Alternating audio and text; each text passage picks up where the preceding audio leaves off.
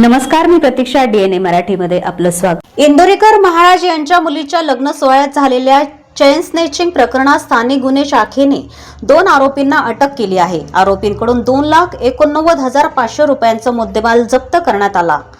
संगमनेर शहर पोलीस ठाण्यात या प्रकरणी गुन्हा दाखल झाला होता. ध्वजारोहण कार्यक्रमादरम्यान फिर्यादी महिलेच्या गळ्यातील सुमारे 60 ग्रॅम सोन्याचे दागिने चोरट्यांनी लंपास केले होते. तपासादरम्यान पोलिसांनी ममदापूर फाट्यावर सापळा रचून सागर सुरेश कांबळे आणि बबलू उर्फ अब्दुल इब्राहिम पिंजारी या दोघांना ताब्यात घेतले. चौकशीत त्यांनी साथीदारांचा गुन्हा केल्याची कबुली दिली आहे.